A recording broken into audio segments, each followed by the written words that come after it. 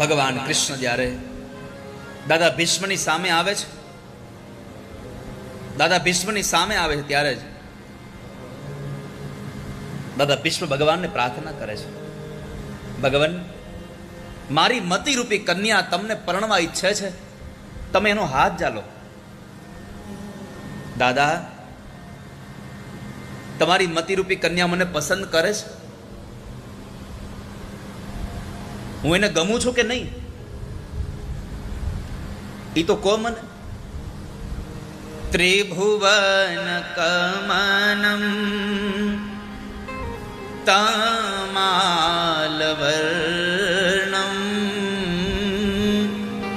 રવિકર ગૌરવ રાંબરમ દધાને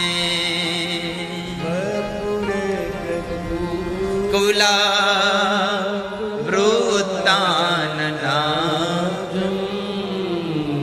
વિજય સખેરતિ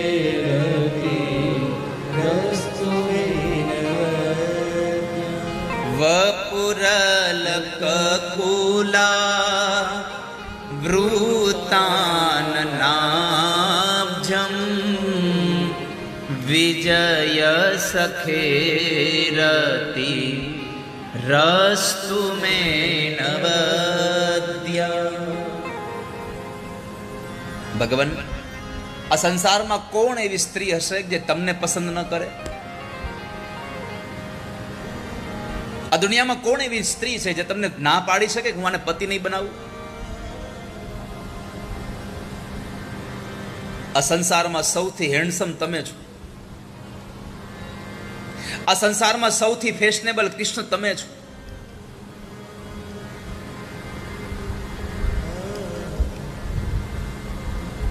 હવે અત્યારે કોઈ આમ આમ આમ કોઈ મોટા શોની અંદર કોઈ બધા ગયા હોય, ભેગા થયા હોય, અને કોઈ યુવાન સારા કપડાં પહેર્યા હોય, સારા ચશ્મા પહેર્યા હોય, સારી હેરસ્ટાઈલ કરી હોય, અને એમાં હવે કોઈ માણસ ખાલી એક સીટી વગાડે તો ઘણા બધા એને દિલ દઈ બેઠે છે, ખાલી સીટી વગાડે ત્યાં. તો તમે જ વિચાર કરો, એક સિટીમાં ખાલી માણસનું મન આકર્ષાઈ જાય તો આપણા કૃષ્ણએ વાંસળી વગાડી છે, આપણું મન કેમ ના આકર્ષાય એની વાંસળીમાં? જેણે આખા વાતાવરણને મનમોહક બનાવ્યું છે, એ કૃષ્ણની વાંસળી આપણને કેમ મોહી ન લે?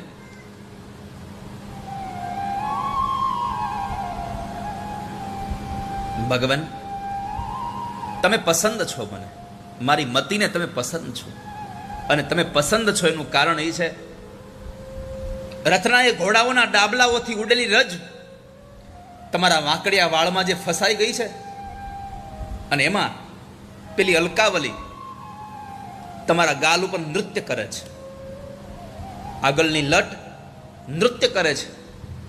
આ તમારું રૂપ જોઈને મારું મન તમારામાં લાગે છે. બીજું, આ દુનિયાની દરેક સ્ત્રીઓની ઈચ્છા હોય કે એનો પતિ એનું કયું કરે એવો હોવો જોઈએ, કહ્યાગરો પતિ હોવો જોઈએ. તો તમે કહ્યાગરા છો. સપદે સખી વચો નિશમ્ય મધ્યે નિજ પરયોર બલયો રથમ નિવેશ્ય હિતવતી પરસૈનિકાયુરક્ષણા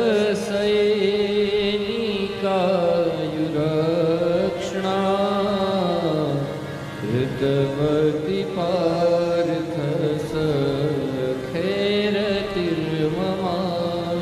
ભગવાન તમે કહ્યાગરા છો. ભગવાને જરા ચીટીઓ ભર્યો દાદાને, દાદા મેં હું કયું કર્યું કોઈનું? મેં ક્યાં કોઈનું કયું કર્યું? ભગવાનને યાદ કરાયું દાદાએ, પ્રભુ ભૂલી ગયા? મહાભારતનું યુદ્ધ જ્યારે થવાનું હતું, પ્રારંભ થયું ત્યારે અર્જુને પ્રાર્થના નહોતી કરી કે હે કેશવ મારો રથ તમે બે સેનાઓની મધ્યમાં લઈ જાશો? આવી પ્રાર્થના નહોતી કરી. તમને આદેશ કર્યો હતો કે હે કૃષ્ણ મારો રથ બે સેનાઓની મધ્યમાં લઈ જાઓ, અને તમે અર્જુનની એ આજ્ઞાનું પાલન કરીને રથને બે સેનાની મધ્યમાં લાવ્યા હતા. તમે કોઈકનું કયું કરવાવાળા છો, એટલે મારી મતિરૂપી કન્યા તમને સ્વીકાર કરે છે, કૃષ્ણ તમને સ્વીકારે છે, તમે એને પસંદ કરો છો. બીજી વાત, તમે તમારા ભક્તોની લાજ રાખવાવાળા છો. દાદા મેં ક્યાં કોઈની લાજ રાખી? દાદાએ કહ્યું, પ્રભુ ભૂલી ગયા? મહાભારતના યુદ્ધમાં હાથમાં હથિયાર નહીં લઉં આવી તમારી પ્રતિજ્ઞા હતી, અને મારી પ્રતિજ્ઞા હતી કે વાસુદેવ કર ચક્ર હાથ નવ ધરે તો તુમકો મુખ ના દિખાવું, લાજત હે મેરી ગંગા મૈયા મેં શાંતનું સુત ના કહાવું. જો વાસુદેવના હાથમાં હથિયાર લીધા વગર યુદ્ધ જીતી જાય તો હું ગંગાનો દીકરો ન કહેવાઉં. અને એ સમયે તમને યાદ છે ને, જ્યારે મારા બાણોથી તમારું અભેદ કવચ વિંધાયું, અર્જુનના હાથમાંથી ગાંડિયું પડી ગયું, ત્યારે બાજુમાં તૂટેલા રથનું પૈડું લઈને દોડ્યું તું કોણ મારી સામે? સ્વનિગમ પહાયમત પ્રતિજ્ઞા મૃતમધિકર તુમ વપ્લુતો રથસ્થ દૂતરથ ચરણો ભ્યયાશ્ચલતુ હરિવહંતુ મિમાં ગતોત્તરીયઃ. ગતોત્તરીય. ભગવાન જ્યારે પેલું પૈડું લઈને દોડ્યા ત્યારે ઉતરી પડી ગયું તું, એ લેવાય નહોતા ઉભા રહ્યા, યાદ છે ને?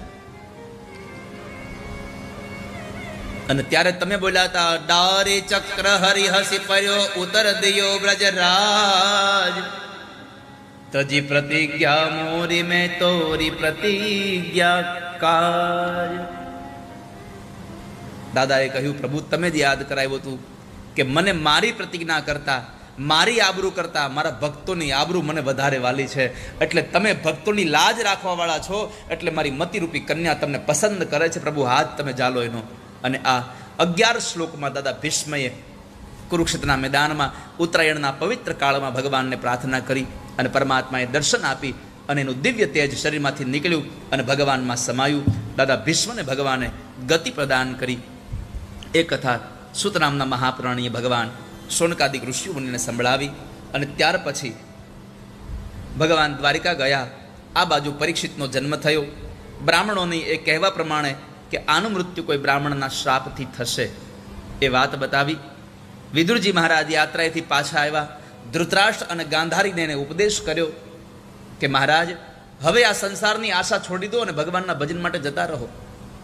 ત્યારે ધૃતરાષ્ટ્ર કહે છે વિદુરને કે વિદુર, મારું એક કામ કરો ને, તમે ધર્મરાજ યુધિષ્ઠિરને કહો ને કે થોડુંક મને ધન આપે, મારા મરી ગયેલા દીકરાઓની પાછળ મારે તીર્થમાં જઈને દાન પુણ્ય કરવું છે, મારે સત્કર્મ કરવું છે. તો વિદુરજીએ આવીને ધર્મરાજ યુધિષ્ઠિરને કહ્યું કે મહારાજ ધૃતરાષ્ટ્ર એમ કહે છે કે મારે થોડુંક ધન જોઈએ છે, મારે દાન પુણ્ય કરવું છે, તીર્થમાં જઈને મારા દીકરાઓની મુક્તિ માટે મારે શ્રાદ્ધ કર્મ અને દાન પુણ્ય કરવા છે. ધર્મરાજ યુધિષ્ઠિરે કહ્યું કે વિદુર કાકા, મહારાજને જેને કહો કે કદાચ આ હસ્તિનાપુરના રાજ્યમાં જેટલી સંપત્તિ છે એમાંથી જે એને જોઈએ લઈ જાય, અને કદાચ એમાં ઓછું પડે તો ધર્મરાજ યુધિષ્ઠિરનું શરીર વેચીને પણ જેટલી સંપત્તિ આવે એ પણ એને લઈ જાય, એને જે જોતી હોય એને મને પૂછવાની જરૂર નથી. સંપત્તિઓ લઈ તીર્થમાં ગયા ગંગાના કિનારે, અને ત્યાં જઈ અને દાન પુણ્ય કર્યું છે એમણે. આજે તમને બધાને પણ કહું છું કે આજનો દિવસ બહુ જ મોટો દિવસ છે. આ પુરુષોત્તમ માસ ચાલે છે, અને પુરુષોત્તમ માસની અંદર આજે પવિત્ર એવી એકાદશી આપણને મળી છે. દ્વારકા જેવું ધામ મળ્યું છે. અહીંયા થાય એટલું સત્કર્મ તમે કરી લેજો વાલા સ્વજનો. જેટલું બને એટલું દાન પુણ્ય અહીંયા કરી અને તમારા પુણ્યનું ભાથું બાંધીને જાજો. આ પુણ્યના ભાથામાં હમણાં જેમ ઉદ્ઘોષકે મારી પહેલાં તમને બધાને જાણ કરી કે તથાસ્તુ વિદ્યાપીઠમાં 300 વિદ્યાર્થીઓને રહેવાની વ્યવસ્થા થઈ.